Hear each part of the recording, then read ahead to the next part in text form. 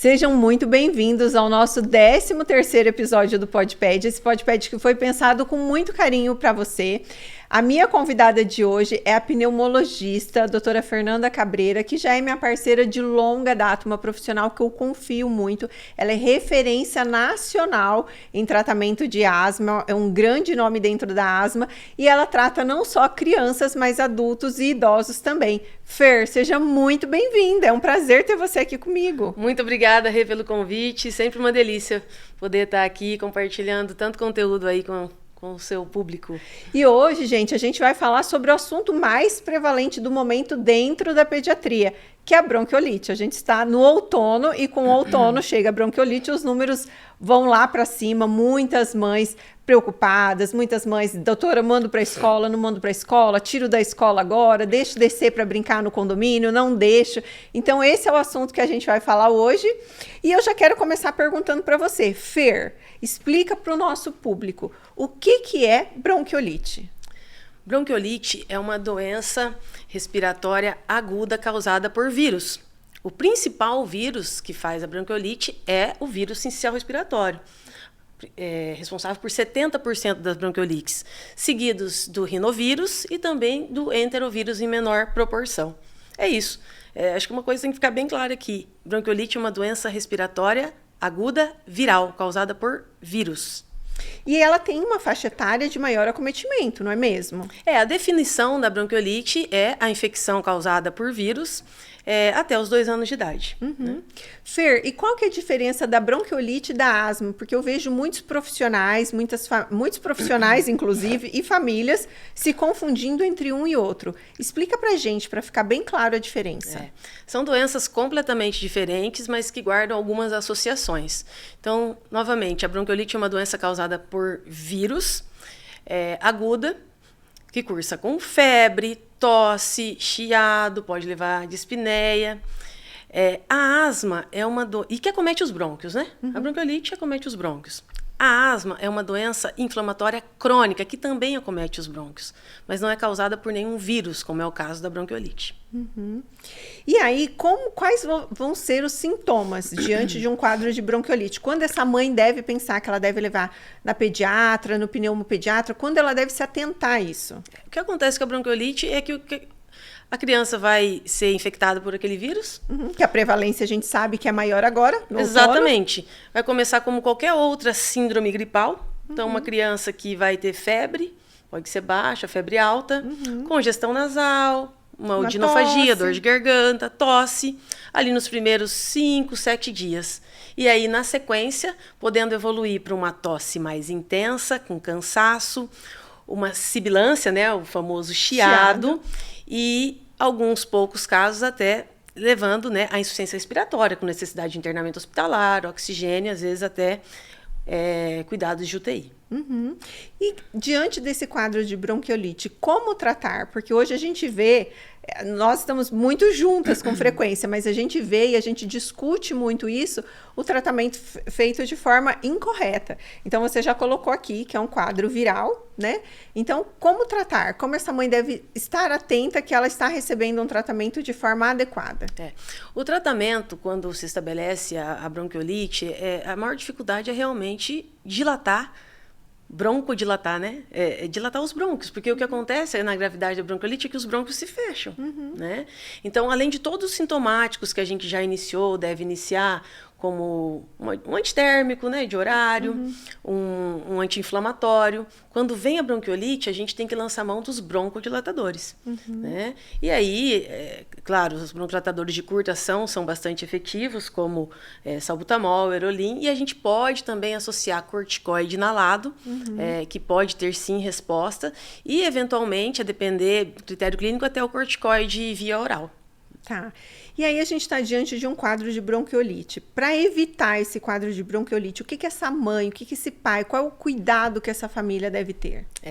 Essa pergunta está bem em voga hoje, né? Porque recentemente, né, agora, em 2024, a gente tem a vacina contra o vírus sincicial respiratório. Que é o maior causador da bronquiolite. Que é o maior causador da bronquiolite que a gestante faz para passar os anticorpos para as mães, né? Então, essa é uma grande novidade na prevenção da bronquiolite. É uma novidade e é algo que eu vejo ainda muito confuso entre os pais, porque eu recebo muitas mensagens assim, doutora, eu já posso fazer a vacina da bronquiolite no meu filho, na minha filha?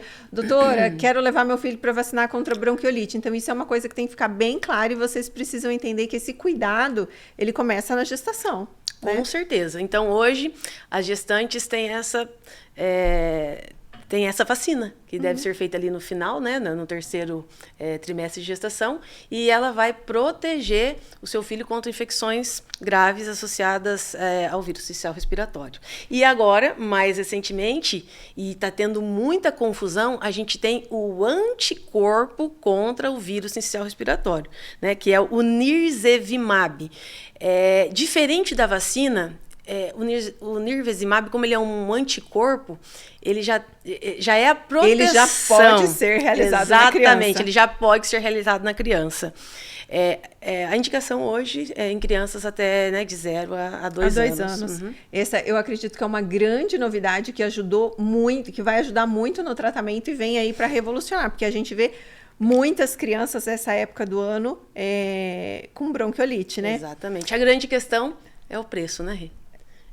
A gente sabe que crianças abaixo de 9 quilos vai custar aí aproximadamente 3 a 4 mil reais. E crianças acima de 9 quilos, esse anticorpo pode chegar a 7, 8 mil reais. Então, é um anticorpo oneroso, né? E aí vem as mães perguntando pra gente, fazer ou não fazer.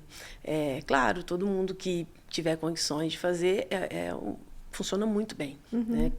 A evidência de que ele protege contra infecções graves associadas ao vírus sincicial respiratório é muito grande. Mas eu tenho muita esperança porque, por exemplo, a vacina contra o vírus sincicial respiratório, ela começou unicamente privada, né? E hoje a gente já tem ela na rede pública.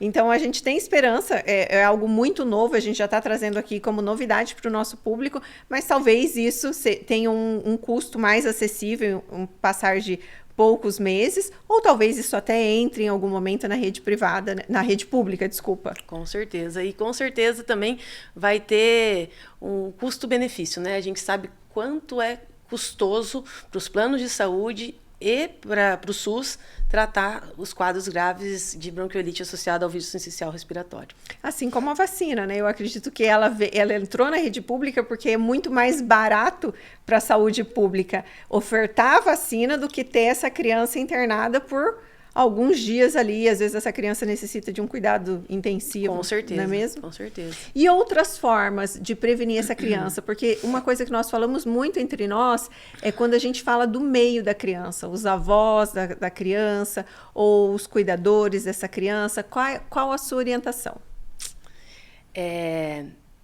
Se a gente for começar, né, o aleitamento materno, né, é de extrema importância e evita, sim, quadros graves de bronquiolite. A higiene das mãos, claro, uso de máscara em ambientes de muito risco, como clínicas médicas, como laboratórios, né? Essa questão da escola, né, é complicado, porque como que a gente vai deixar de levar as crianças para a escola? Não usam máscara, né? Então, garantir a vacinação contra o que a gente tem para vacinar, né? Porque a gente também tem muita co-infecção, né? Às vezes vem ali influenza mais sincicial respiratório, né? Então, sempre prezar pelas vacinas, a vacina da pneumonia, porque quantos desses vírus infectam, fazem a bronquiolite e evoluem para uma pneumonia bacteriana. Então, lembrar, né, da Pneumo 20, que é a nossa vacina mais recente, né, contra as pneumonias por bactéria. Eu acho que seria muito bacana a gente falar também sobre a visita a crianças pequenas. Então, por exemplo, é uma coisa que eu sou bem chata no meu dia a dia na clínica, e eu falo assim, pode colocar a culpa na pediatra, fala que a pediatra é bem chata e falou para não visitar. Então, aqui, aproveitando esse adendo, quando você deve visitar um recém-nascido? Na minha opinião, nunca, tá?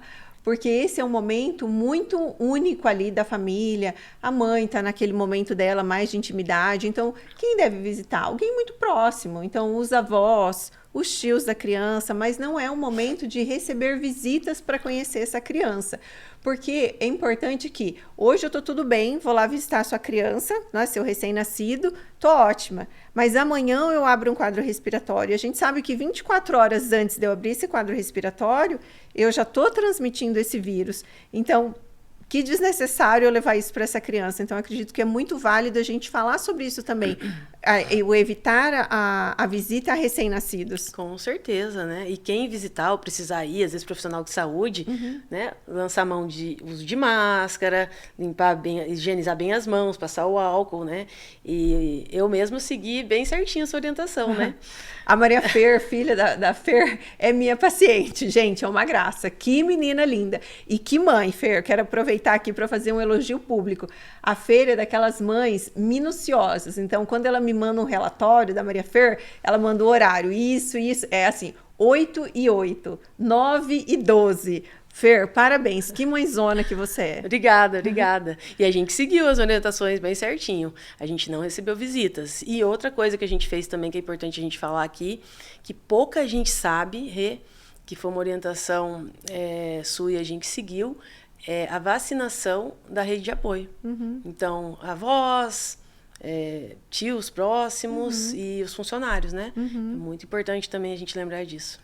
A gente está agora na época de vacina contra a influenza também, e a gente sabe que o grande vilão aqui da bronquiolite é o vírus sincicial respiratório, mas quanto mais proteção a gente der para essa criança e para a rede de apoio dessa criança, então os funcionários, os avós, a pessoa que vai ficar ali de perto, maior a proteção dessa criança como um todo, não é mesmo? Com certeza. Fer, e fala para mim, a criança que teve um episódio de bronquiolite aos 3 meses, depois um outro episódio de bronquiolite aos 6 meses, depois teve um outro aos 9, que cuidado que essa família deve ter, ou esse profissional deve ter um olhar especial para essa criança? Qual a sua dica, qual a sua orientação como especialista agora? A minha orientação como pneumologista é que desde o primeiro quadro de bronquiolite, o médico pediatra, o médico intensivista e agora as mães também que estão ouvindo precisam pensar em asma. A gente sabe que um quadro de bronquiolite num bebê, né, ali, claro, de 0 a 2 anos, um quadro predispõe a 50% dessas crianças vão ser asmáticas na sequência. Gente, então, assim, asma... 50% é um número absurdo. É absurdo, né? Daí você vê duas bronquiolites, 3, 4, 5, né? Então, assim, a gente tem que pensar que essa criança é asmática desde o primeiro quadro de bronquiolite. Toda criança que tem bronquiolite vai ser asmática? Não, mas 50% delas, sim, é metade.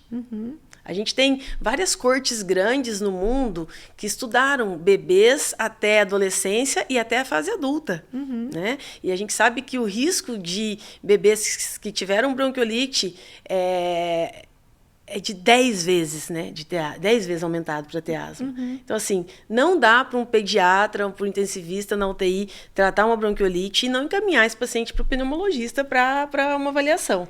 Né? E aí, quando que essa mãe deve estar mais atenta que essa criança tem uma propensão maior? E aí eu tô falando assim, a gente já falou que o episódio de bronquiolite é 50%, mas que outros fatores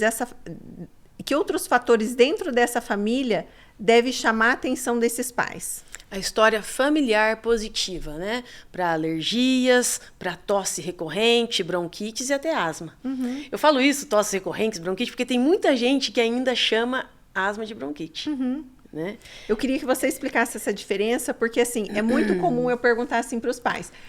Então, toda consulta eu vou falar isso. Então, o que a gente tem de doença na família? O pai, a mãe, os avós, todos os parentes de primeiro grau. E aí, às vezes, eu ouço com muita frequência. Doutora, eu tinha bronquite quando eu era criança. Doutora, eu tinha bronquite quando eu era criança. Fala um pouquinho disso para ficar claro para o nosso público. Uma coisa eu tinha, outra coisa eu tive. Quem tinha bronquite na infância, até prova o contrário, risca essa bronquite, chama de asma. Né? Porque foi uma criança que teve diversos quadros de bronquite. Na verdade, isso até prova o contrário, é asma. Diferente se ela teve uma bronquite ou uma bronquiolite causada por um vírus, que foi tratado ali prontamente e nunca mais teve história de tosse, chiado, cansaço. Que é a bronquite, né? A bronquite é quando um vírus, e a gente chama de bronquiolite nos bebês, é quando um vírus infecta os brônquios, ele vai embora, a bronquite vai embora. E aquele adulto que teve bronquite a vida toda. Hoje mesmo eu atendi um pai, né, investigação de asma em bebê. Doutora, Eu tive bronquite minha vida inteira. Lembro de inalação, de pronto-socorro. Nem sei quantas vezes eu fui internado. Esse pai é asmático, assim, é muito fácil para o pneumologista. E o seu filho é asmático, né? Porque com 50% de chance, você que é asmático vai ter um filho asmático. Né? E aí é importante, aproveitando, já que você é referência nacional no tratamento de asma, asma tem tratamento. Com certeza. Mesmo? E não só durante crise, né? Exatamente. Então, é uma coisa que você levanta muito uma bandeira e eu queria que você deixasse isso aqui muito marcado, porque é muito comum isso. Meu filho, eu levo no pronto-socorro sempre, mas daí melhora e para, e a gente vê que só está fazendo um atendimento num caso de urgência, num quadro que essa criança piorou, mas essa criança não recebe um tratamento de forma adequada. Infelizmente, a gente vê uma tendência de colegas médicos mesmo tratarem só as crises de asma.